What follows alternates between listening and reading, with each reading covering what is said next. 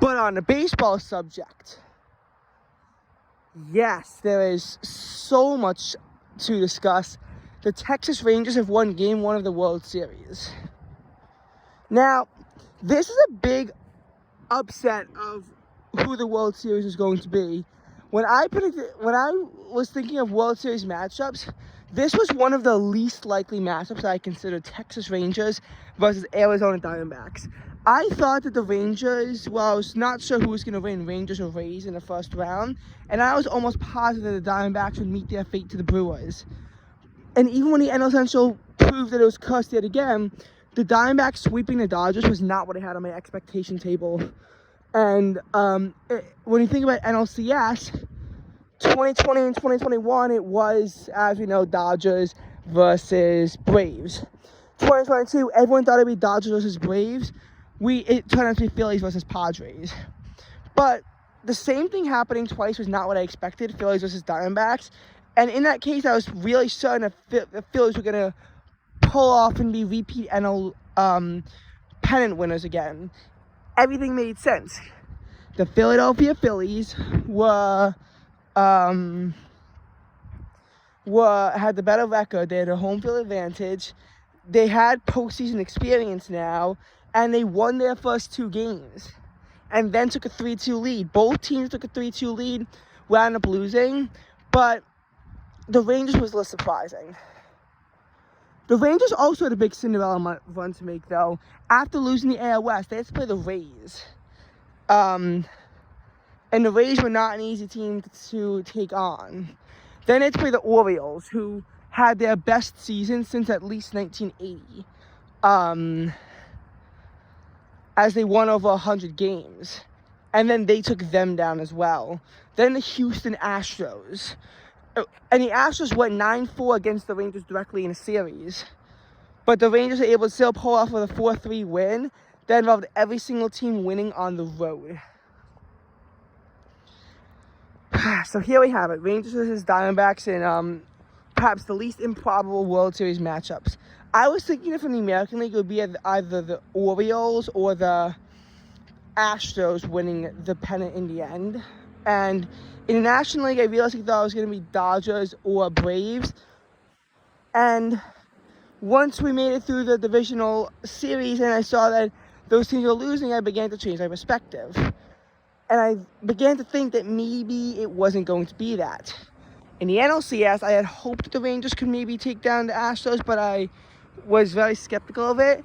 And I did think that the Phillies were going to squish the Diamondbacks. Neither of those things happened, and here we are. The Rangers went 90-72 in a season. The Diamondbacks went 84-78. So, first of all, the Diamondbacks were the lowest seed. The Rangers were the second lowest. But more importantly, what's more important than that is that 84 wins, really isn't postseason worthy.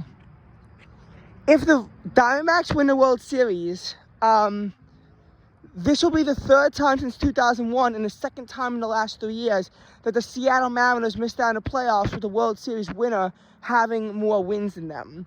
Because in 2003, I don't know how many wins the Mariners had, but it was more than the Florida Marlins. I actually seriously don't know how many wins the Mariners had in 2003. I think it was about 90, and the Mariners... Wait, no, not the Mariners. And the Marlins were around... somewhere in the upper 80s, but I'm not sure what the exact numbers were.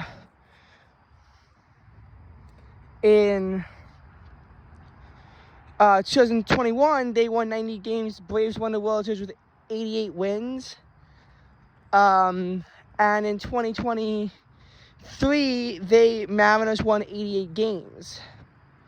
And they still missed out on the playoffs. There has been a lot of heartbreak on the Seattle Mariners side. Rangers and Diamondbacks, they both have not made the playoffs more than a half decade before this year. Rangers, it was 2016. Diamondbacks, 2017. So, we had that going on. But again, 84 wins. Really not enough to make the playoffs. Last year in the National League, Milwaukee Brewers had 86 wins, and they missed out.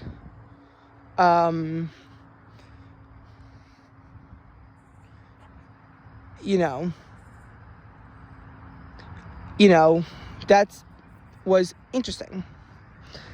Whereas the American League was hyper-competitive. We also saw that case of the division winner in the American League sneaking into the playoffs with fewer wins than one of the division winners, as the Twins recorded 87 wins. So, first of all, a few remarks. Once the ALCS and the NLCS brackets were determined, we knew that no team with more than 90 wins was going to make the playoffs. Because the Brewers had 92 and they were eliminated in the wild card round. Rays had 99 and they were out in the wild card round. Orioles 101, Braves 104, Dodgers 100. They all got out in the wild card in the divisional round. So we knew that no team with more than 90 wins was going to make it. We knew that part. So if the Diamondbacks won, no matter who it was, because the Astros also in 90-72, we knew that the two teams would combine only have 174 wins, which would be the lowest for two teams in the World Series. It could have been 180 if the 90-72 Phillies had made it, which also would have led to the very weird case of Rangers have home field advantage over the Phillies, and the Astros wouldn't if, even though the Astros had a higher seed than them, but it was all because of the tiebreaker. Rangers swept the Phillies this year, but Phillies won 2 out of 3 against Houston, but Houston beat the Rangers 9 out of 13 times they went head-to-head in the regular season. But the Astros could not ultimately get it done in the postseason. So that's that for the Houston Astros and that stuff going on. I do want to give this some historical perspective. First of all, Diamondbacks have a negative run differential in 2023, and only one other World Series team has made it that far with a negative run differential. 1987 Twins went 85 and 77, and they also had a negative run differential. But those are the only two teams. It's very rare because you'd have to have two teams that go just a smidge above 500 and then win their games a majority of the time in a close manner. It really can be said that the time that the Cubs were within, were inches away from a win in that game. Do you remember that? It really holds true that game kicked the Cubs out of the postseason and put the Diamondbacks in. Had the Cubs won that game against the Diamondbacks, which was inches away from potential Cubs win, not a guaranteed Cubs win, but potential Cubs win, we would have seen the Cubs go 84-78. We would have seen the Diamondbacks go 83-79. Now, it's hard to say if that would have held because the Diamondbacks got swept by the Astros, and I don't think that they would have let that happen. They would have fought harder if they didn't already clinch the postseason. And the Diamondbacks would have had tiebreaker anyway. It just would have been 5-2.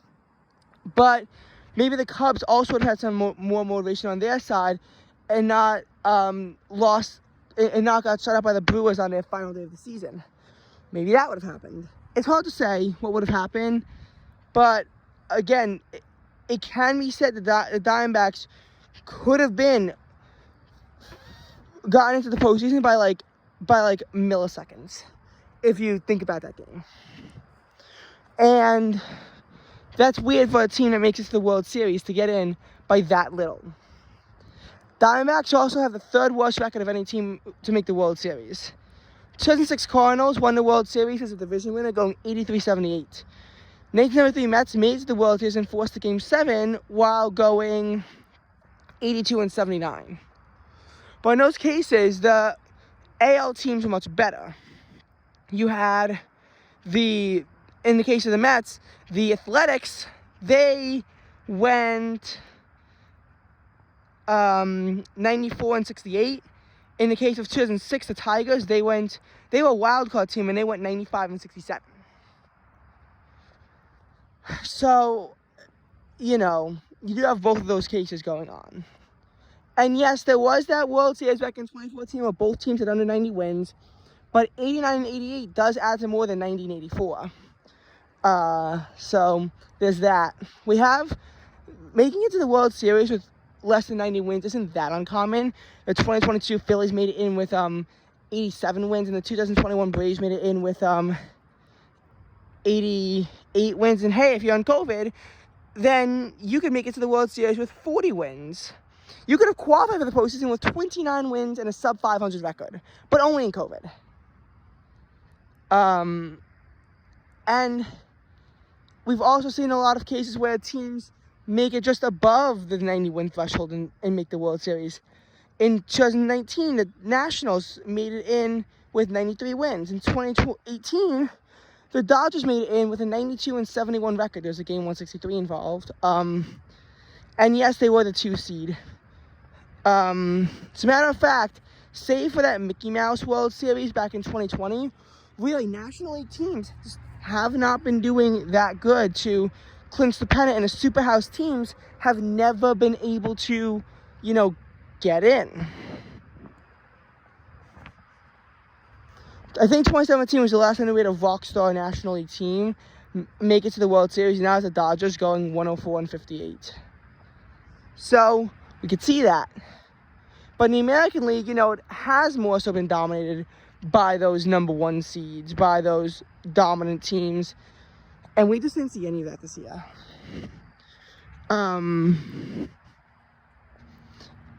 So, again, those are just, my thoughts on the matter. But, and I'm sure that this postseason is going to lead to complaints, and maybe they'll change how the bye system works. Maybe they'll change all that stuff.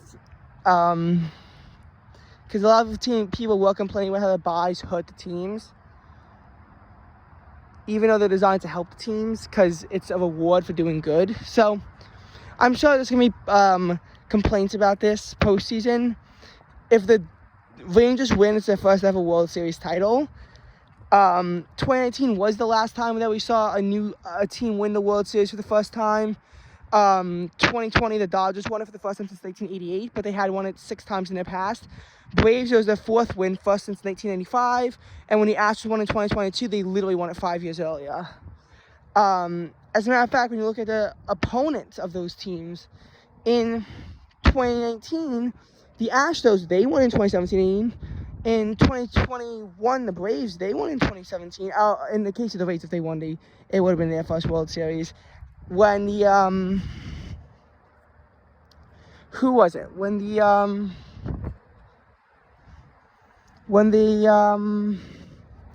Phillies made it in 2022, they won the World Series back in 2008. So we haven't even seen this potential ongoing for a while, and yet now we're seeing all this stuff flare back up again. Because the Diamondbacks only made it to the World Series one at a time in their 2001 victory against the Yankees. So this has been a very interesting postseason. We saw very bland wild card rounds and divisional rounds, very boring. But we saw jam-packed and hyper-interesting championship series. Both of them went to 7 games. Both of them saw the team that won the first 3 out of 5, so would have won the best 3 out of 5, drop the next 2 and therefore lose the series. We saw that. We saw both teams blow leads. In the case of the ALCS, we literally saw the Rangers squander a 2-0 series lead, only to come back in the end. It's impossible to tell if it was the best of 9 series what would have happened. Would the Astros have been able to win the series 5-4? But you really can't have much more blown leads going on than that. I mean, I guess you could go 1-0, then 1-2, then 3-2, and then lose 3-4. But there's really not much more you could do. And in the case of the Phillies, they squandered a 2-0 series lead as well as a 3-2 series lead. The Diamondbacks had first had to go 4-1, then 2-0. And they were able to do both of that. After a postseason in which there was no winner-take-all series, there were no comebacks needed. It was a very bland postseason until the championship series. And I think that you can make a case that if the LCS wound up in sweeps, even with a good World Series, people would still be complaining about how boring the postseason was. But I truly think that the LCS saved the postseason and made it very interesting, as it was as the pennant races now. Those were not easy series. Those were no joke series. So that's all I'd like to say on that.